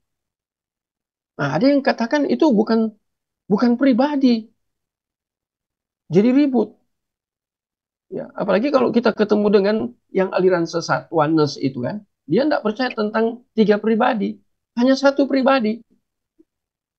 Yaitu Allah, tapi Allah itu kemudian Allah Bapa, dia percaya Allah Bapa, Allah Anak, Allah Roh Kudus. Tetapi itu pribadinya satu. Itu kan oneness. Ini contoh aja ya. Nah ini kan biblicalnya error, heresi. Memangnya Allah punya satu hakikat, setara, konsep kesetaraan. Tapi pribadinya kan berbeda. Kalau Bapak Ibu lihat yang amanat agung itu ya, kan kalau kita lihat dalam teks asli itu kan satu nama, satu ya. Coba lihat ya, apa Matius berapa? Ayat 29 ya? Eh, ayat berapa? 19, Pak. Sorry, 19. Yang dibaptis dalam nama Matius 28 ya. Itu waktu dibaptis itu dalam nama apa?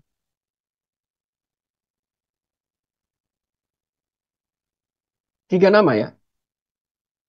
Iya, Pak, betul. Nah, Bapa dan Roh Kudus. coba cek di situ. Dia tidak pakai nama Bapa, nama Yesus, nama Roh Kudus. Itu ayat berapa ya? 19 atau 20? Ayat 19, Pak. Ayat 19. In the name of the Father. Dia sudah tidak pakai name lagi. And of the Son and of the Holy Spirit. Satu nama di dalam tiga pribadi. Nah ini bagaimana ini? Ini memperlihatkan tentang apa di sini? Ini tentang amanat agung ini ayat 19 waktu baptis ini. Ya, the name of the Father and itu aja sudah membedakan kan? Makanya pakai N. Bapak Ibu kalau belajar bahasa Yunani benar, Bapak Ibu bisa lihat tanda-tanda bacanya. Koma itu bagaimana?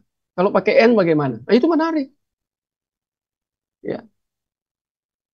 N dia pakai kai dan. Itu untuk membedakan. Jadi kalau Bapak Ibu pelajari seperti ini, ketahuan. Di grup itu ada satu hamba Tuhan yang ngotot, dia paling benar. Nah ini yang disebut di sini terjadi kontroversial tentang biblical, teologi biblical. Saya sengaja ambil ini, loncat jauh saya ambil di sini karena menunjukkan kepada Bapak Ibu bahwa di dalam membangun teologi biblical pun terjadi kontroversial. Apalagi tentang Tritunggal, itu jadi membias seperti itu. Tentang kristologi. Yesus itu kapan dia jadi Tuhan?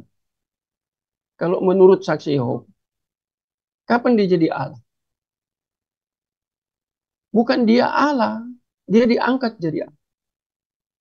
Wah ini masalah. Ini membangun teologi, pakai Alkitab mereka. Pakai. Memangnya Oneness tidak pakai Alkitab. Tetapi dalam membangun interpretasi ini menjadi kontroversi. Ini disebut, ini kan tema besarnya kanon dan interpretasi. Interpretasi ini penting loh. Artinya penafsiran Alkitab itu penting.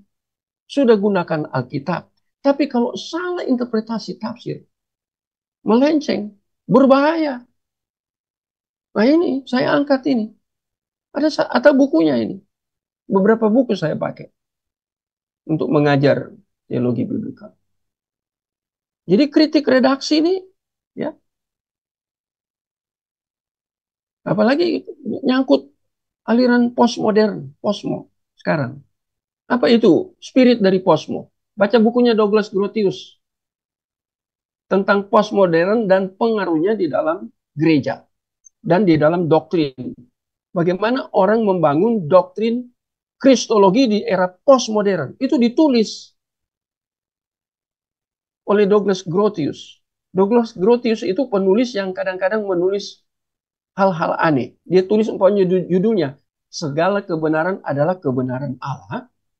Segala kebenaran adalah kebenaran Allah. Baru dia jelaskan di dalam. Itu bagus sekali itu cara berpikirnya ya.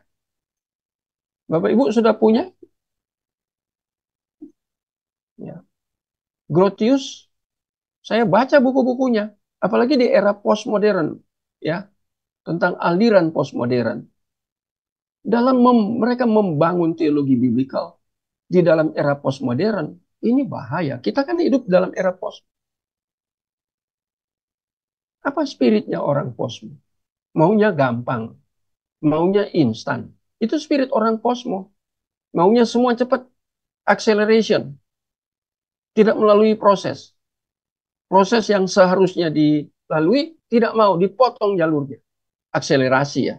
Bahasa Inggrisnya acceleration. Percepatan. Itu percepatan itu.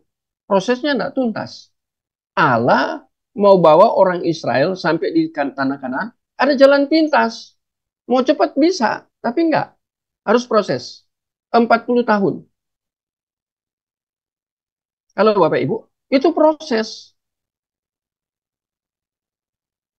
Halo, itu contoh konkret proses. Selalu proses. Proses dan proses. Di era posmo, enggak. Coba lihat aja, semua makanan instan, semua minuman instan. Ini era posmo memang. Orang mau belajar teologi, maunya cepat-cepat selesai. Ya. Ini jadi masalah ini. Ini menjadi disintegrasi ya. Sudah tidak menyatu. Kesatuan-kesatuan tulisan tidak menyatu katanya. Ini. Pikiran penekanan pada keragaman. Ini kurang M ya. Di antara komunitas agama dan akademisi. Komunitas kita sendiri. Tanya Pak Moses. Pak Iwan, mau tanya? Ya, boleh tanya Pak Moses. Iya. Pak Moses, saya mau bertanya. Menurut Pak Moses, kata hipostasis itu apakah bisa diterjemahkan dengan pribadi? Ataukah pribadi dengan hipostasis itu sendiri sebenarnya berbeda, Pak? Kira-kira bagaimana Nah, menurut Moses? ada dua hal di situ. Ada yang menggunakan, tadi saya sudah bilang pakai bahasa Latin, persona itu. Persona. Ada yang gunakan pakai bahasa Latin. Itu, tapi bahasa Latin kan terjemahan. Kemudian saya sudah cek lagi di dalam bahasa Latin. Umpamanya Kejadian pasal 1 ayat 26 atau 27 tentang, ini contoh aja ya, pembandingnya. Tentang diciptakan menurut gambar, dia pakai dan di situ. Dan gambar dan rupa Allah. Padahal di dalam bahasa teks asli Ibrani nggak ada kata dan. Dan selanjutnya di bagian lain dari ayat-ayat di dalam PL itu kalau muncul tentang itu, kadang dia hanya pakai kata serupa, kadang pakai kata segambar, bergantian. Nah, di dalam bahasa Latin kan terjemahan salah. Nah, sekarang hipostasis. Ya, saya sudah lihat Pak Bambang Nursena, Pak Daniel Biantoro itu ya. Mereka menjelaskan tentang hipostasis.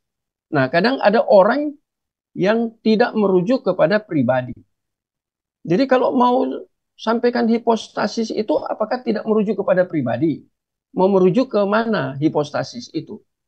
Itu menjadi masalah biblical teologi di situ. Khususnya satu kata itu aja sudah jadi rame. Dan itu kemarin muncul tentang hipostasis Pak Iwan. Ya. Kalau Ya, saya mau kalau jelaskan, saya pernah, ya, ya,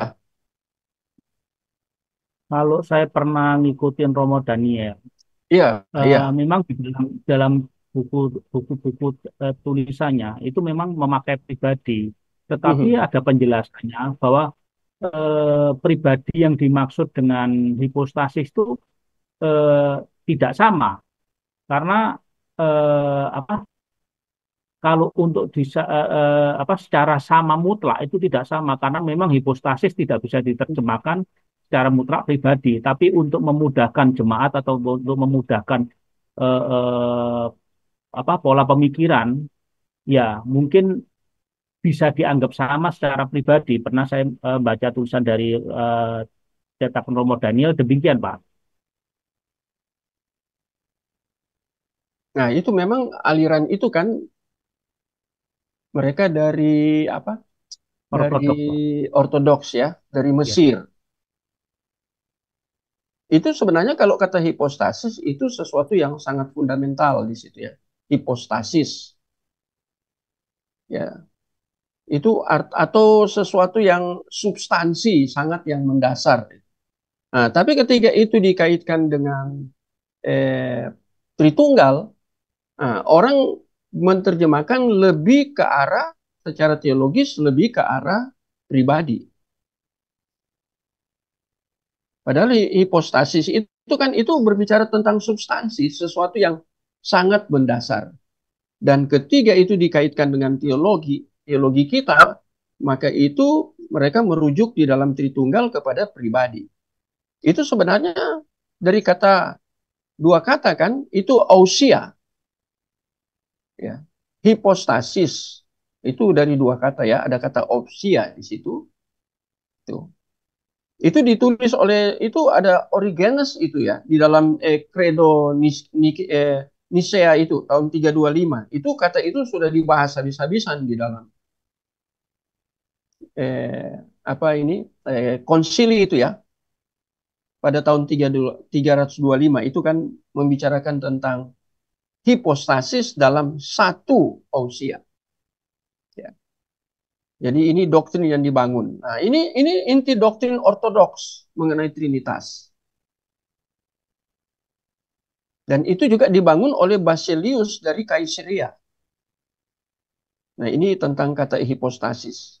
Memang ada kata-kata yang sewaktu-waktu diterjemahkan ke dalam bahasa Inggris maupun bahasa Indonesia tidak akan tepat seperti maksudnya bahasa asli. Itu yang Pak Iwan katakan tadi kan. iya betul, Pak. Ya, umpamanya kata lemah lembut. Lemah lembut itu nggak gampang untuk diterjemahkan. Kadang orang tafsirkan lemah lembut itu apa ya? Berarti dia apa ya? Orang yang lemah, orang yang lembut penekanannya. Padahal enggak itu, sebenarnya bukan itu. Dari bahasa Yunani-nya kata lemah lembut itu tidak gampang diterjemahkan. Ada kata yang cocok tepat seperti maksud di dalam penulisan Alkitab itu sulit. Baik dalam bahasa Inggris atau bahasa Indonesia. Sehingga mencari yang terdekat. Lemah lembut sebenarnya itu tegas tetapi bijak. Tegas tapi bijak. Nah itu kategorinya lemah lembut. Bukan berarti lembut. Kemudian kalau orangnya tegas, keras seperti Paulus, dia tidak rohani gitu. Orang bertemperamen kolerik itu tidak rohani. Paulus itu tidak rohani karena orangnya kan apa ya strong ya. Nah, kadang seperti kata-kata itu. Nah, apa yang dikatakan oleh Romo Daniel demikian juga Pak siapa ini Pak Bambang Nursena. Nah, saya mengerti itu. Jadi itu begitu terkait dengan Tritunggal itu lebih cenderung diterjemahkan atau diistilahkan dengan pribadi. Itu Pak Iwan. Itu yang terjadi ya teologi. Ya, kemarin Memang kan yang terjadi kontroversi itu kan karena sudah terbiasa memakai pribadi, kemudian pribadi itu tidak bisa dipakai karena hipostasis sendiri kan tidak bisa diterjemahkan secara tepat dari bahasa sebagai Indonesia pribadi. maupun bahasa Inggris gitu, Pak. Tapi Nah, kita kan di Indonesia itu banyak mengacu pribadi karena memakai bahasa Latin. Apa namanya? persona itu. Ya, persona itu jadinya. Ya, bahasa Latin kan terjemahan juga kan. Iya, betul. Jadi dia bukan salinan, terjemahan. Makanya saya kasih contoh aja di Kejadian 1 aja. Hanya muncul satu kata loh, dan itu. Sudah jadi masalah di dalam waktu saya mengajar antropologi itu saya selidiki habis-habisan itu. Ya, dari bahasa aslinya. Ternyata kata dan itu muncul dari bahasa Latin. Termasuk persona tadi itu dalam bahasa Latin kan. Nah, itu jadi konflik. Jadi ini masalah terjemahan. Oh, Pak Iwan juga ikut ya, yang kemarin jadi rame itu ya. Iya, betul Pak. Bagus, kita perlu ikut karena itu membangun wawasan kita. Jadi hati-hati kita dengan ada kata-kata yang memang sulit untuk cari padanannya yang setara gitu ya. Itu sulit. Sehingga Ya, kadang menggunakan istilah tertentu dirujuk ke bagian dari firman Tuhan yang sedang dibahas di dalam konteks yang lebih bersifat spesifik.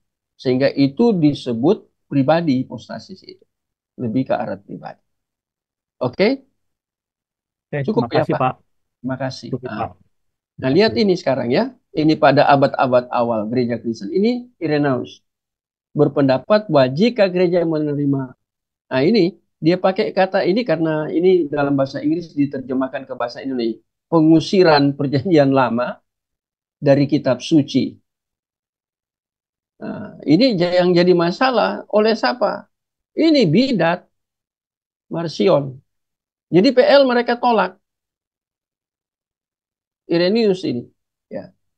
Maka gereja akan kehilangan kerangka acuan di mana perjanjian baru harus ditafsirkan dan koherensinya Alkitabiah akan Kristus akan terganggu. Jadi dihubungkan PL dan PB ya, berbicara tentang Kristus di dalam perjanjian baru. Ini akan terganggu. Ini Irenaeus ini Bapak Ibu tahu ya ini. Ya. Irenaeus masuk Bapak gereja kan, Irenaeus.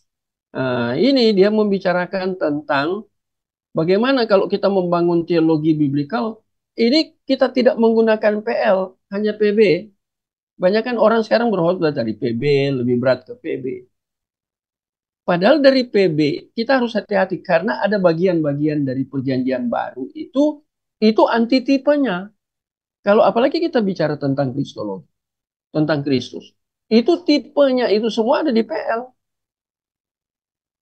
Yang kemudian tergabung, kemudian digenapi, itu disebut antitesis. Puncaknya itu di dalam perjanjian baru. Saya punya tulisan, nanti saya bagi ya, harus dibuat PDF dulu. Karena ada para polemikus yang katakan Yesus mati diracun. Dia ambil dari Mazmur 69 ayat 22. Saya sudah cek semua, saya sudah teliti, kemudian saya menulis, dan saya gunakan bahasa Ibrani. Kemudian saya pergi ke penggenapannya di dalam perjanjian baru di empat Injil ya. 3 Injil sinoptik, 1 Injil Yohanes. Dan saya selidiki semua. Ya, tentang Yesus katanya diracun. Dibuat empedu, campur asam. Padahal itu ada 5 bagian itu. Di dalam penyalipan Yesus itu diberi asam itu ada 5 bagian. Ada yang sebelum, ada sesudah Yesus naik di atas kayu salib. Saya sudah cek semua, sudah selidiki. Saya gunakan banyak referensi. Ya, dan menggunakan bahasa asli ketika menyelidiki itu kemudian membuat satu tulisan. Nah, ini kan mereka mengapa polemikus seperti itu? Ini seperti Marcion. Ya, mirip-mirip. Jadi dia menggunakan PL. Ini kalau polemikus dia gunakan PL. Dia tidak mengerti tentang di PL itu tipe. Dia nggak ngerti bahwa itu tipe. Antitipenya apalagi tentang Kristus di PB. Jadi apa yang digambarkan di dalam perjanjian lama itu tentang racun itu Mazmur 69 ayat yang kedua. 22. Beda dengan terjemahan bahasa Inggris kan itu ayat 21. Nah, jadi saya cek itu. Tapi Marcion ini memang bidat. Ya, dia sudah dibuang oleh gereja pada awal itu ya. Karena dia tidak menggunakan PL. Jadi jangan membangun teologi biblikal, kita harus lihat bahwa ada ayat-ayat yang kita mau khotbah dari PB, itu sebenarnya dikutip dari perjanjian lama.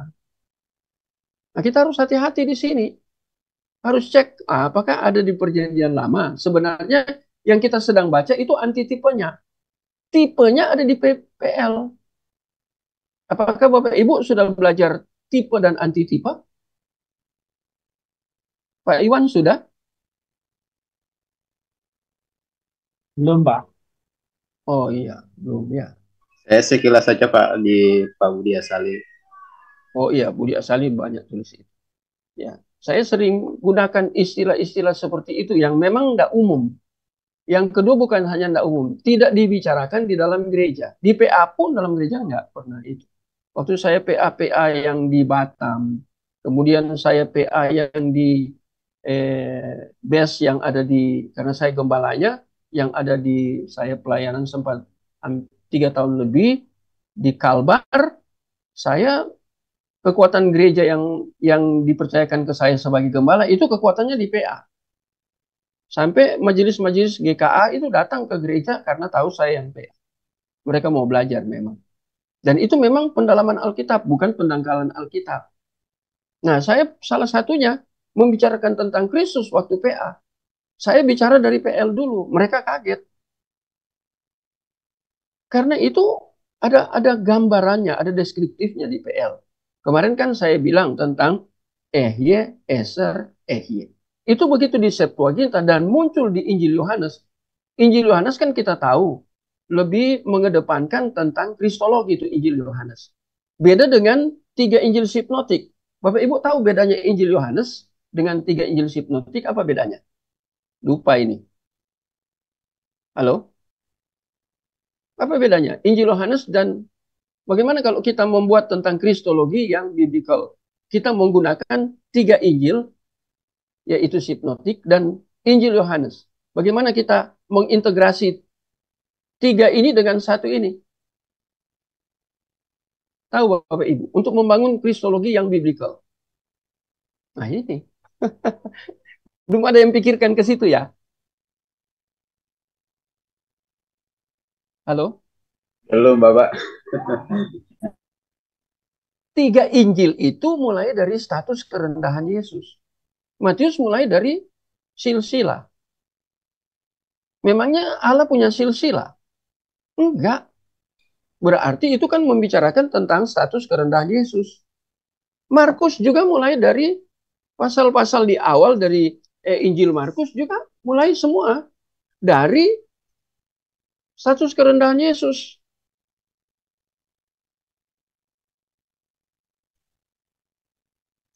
Jadi semua status kerendahan. Lukas juga status kerendahan.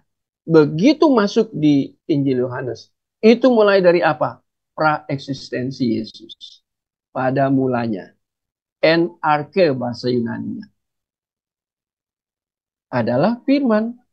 Nah, pada mulanya itu di mana? Di dalam sejarah atau di luar sejarah?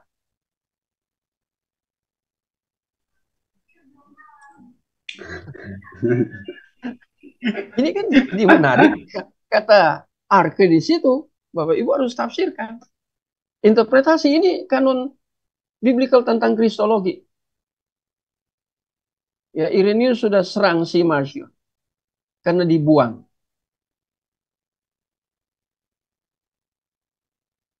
Eser, di dalam Yohanes itu menjadi apa? Ego eimi semua. Ada 7 kata ego eimi.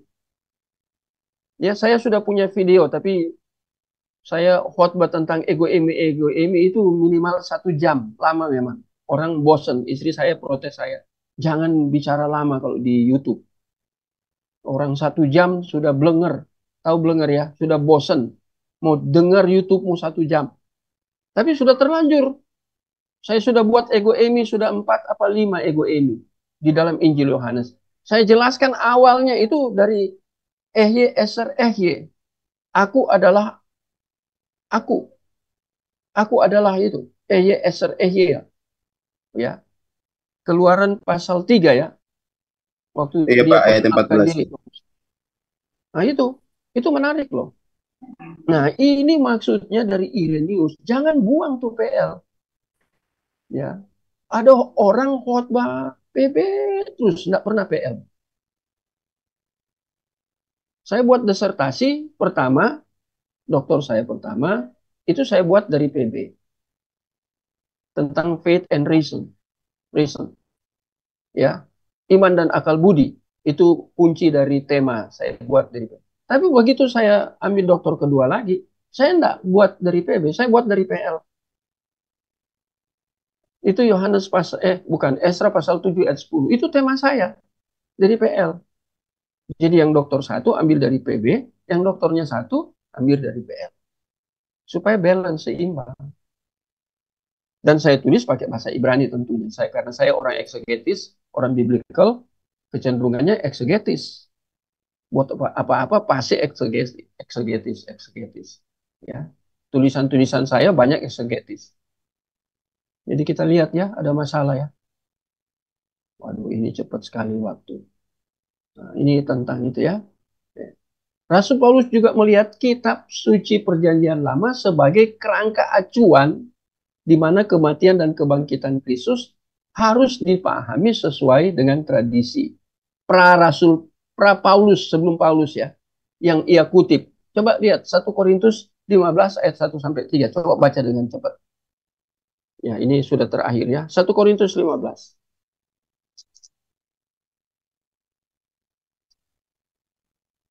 Ayat 1 sampai 3.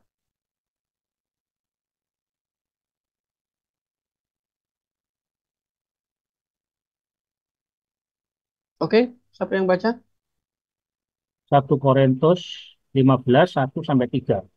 Oke, Pak. Dan sekarang saudara-saudara, aku mau mengingatkan kamu kepada Injil yang aku beritakan padamu, dan yang kamu terima, dan yang di dalamnya kamu teguh berdiri. 2. Oleh Injil itu kamu diselamatkan, asal kamu teguh berpegang padanya, seperti yang telah kuberitahukan kepadamu, kecuali kalau kamu telah sia-sia saja menjadi percaya. 3.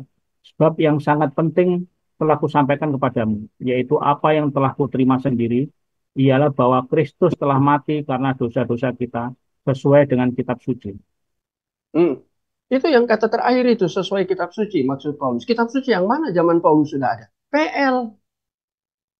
Dan ini kan bicara tentang kematian Kristus, tapi dihubungkan dengan PL, kitab suci, dalam konteks itu loh. Jangan kita tarik ke sekarang ya, kecenderungan hamba Tuhan, begitu baca ini, oh kitab suci seluruh Alkitab. Enggak, keliru itu. Itu perkosa Alkitab. Kebenaran itu diperkosa. Enggak boleh, maksudnya kitab suci pada waktu Paulus bicara ke Korintus ini, kitab suci itu PL. Jelas ya Bapak Ibu. Ya. Jadi Paulus aja pakai ya PL. Ya, sesuai dengan kitab suci. Kitab suci sesuai dengan apa yang dinubuatkan di dalam PL. Sesuai dengan tipe dan antitipe dalam PL. Nah itu. Nah itu kan dikutip. Menurut Lukas, Yesus juga menegaskan interaksi hermeneutik. Dua arah. Nah, Yesus integrasi ya. Interaksi ya. Dua arah itu. Ketika dia membuat penafsiran ya. Di mana perjanjian lama menafsirkan karyanya. Dan karyanya memberikan pemahaman terhadap perjanjian lama. Lihat ini, Yesus yang ngomong, dia hermeneutik, dia menafsirkan itu. Disebut penulis buku ini. Itu, dia menafsirkan karyanya, itu dasarnya ada di PL. Lukas 24 ayat 43 sampai 27, 24 ayat 27 ayat 43. Bapak Ibu baca sendiri aja. Tapi Bapak Ibu tahu dasarnya tentang karya Yesus itu, tentang soteriologi itu, dasarnya di mana di PL? Dasar awalnya di mana Bapak Ibu?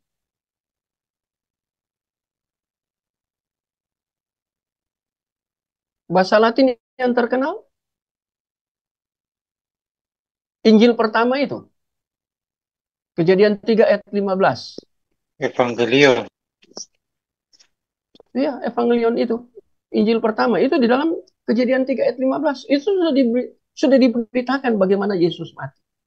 Itu yang keturunan ular itu meremukan kakinya. Itu kan simbol, bahasa simbol. Tapi Yesus meremukan kepalanya. Keturunan perempuan akan meremukan kepalanya. Itu membicarakan tentang Yesus. Itu dibicarakan sejak manusia pertama jatuh. Itu Yesus kemudian bicara itu tentang keselamatan. Kok bisa polemikus bilang Yesus mati diracun? Hah? Saya bahas itu Yesus nggak mati diracun. Yesus menyerahkan nyawanya.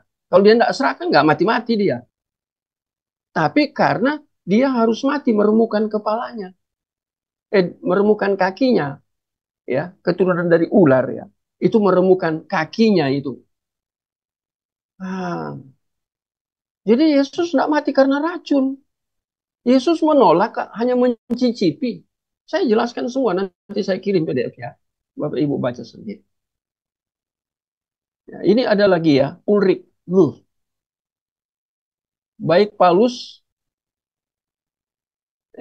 ya ini Paulus ya, perjanjian lama bukanlah sesuatu yang perlu dipahami, namun perjanjian lama itu sendiri yang menciptakan pemahaman. Jadi sudah terjadi, bukan kita mau pahami, dia sudah memperlihatkan tentang pemahamannya di dalam perjanjian baru, perjanjian lama, tentang apa yang akan terjadi di dalam perjanjian lama. Jadi paham itu sudah ada di PL, tinggal penggenapannya. Di PL kan itu yang kalau kita hubungkan dengan kristologi itu finalitas of Christ.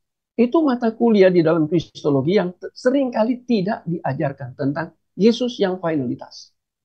Hanya diajarkan mungkin setengah, tidak utuh, tidak total ya bahasa Latin, utuh tentang finalitas of Christ. Supremasi Kristus. Pernahkah kita sampai ke situ belajarnya? Istilah-istilah ya, saya gunakan istilah-istilah ini. Istilah akademik ini ya. Nah, jadi seperti itu. Ya. Namun demikian mereka yang mengangkat isu ya dari sudut pandang yang lebih pluralis ini ya. Ya. Orang-orang pluralis, fenomenologis, kemudian postmodernis. Jadi ada orang-orang yang isu-isu ini, mengangkat isu ini. Serta beberapa pakar Alkitabiah yang lebih tradisional mungkin akan menanggapi kutipan ini James Dunn, ini seorang teolog ya.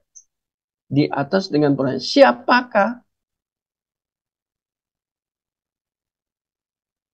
saya kecilkan ya, siapakah batas, apa itu batas keragaman?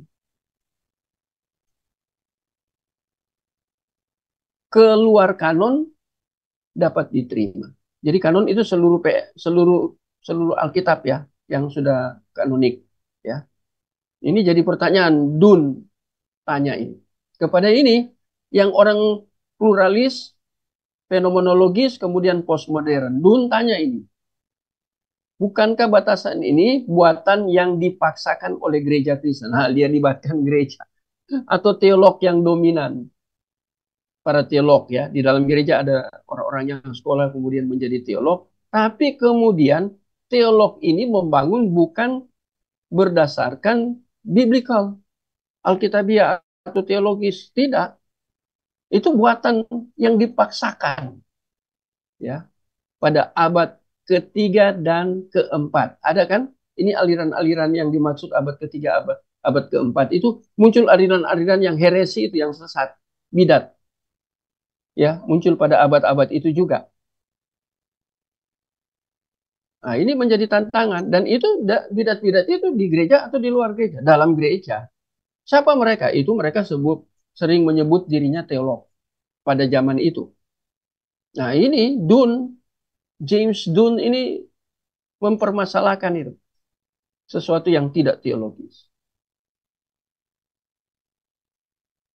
Nah, bukankah desakan Irenaeus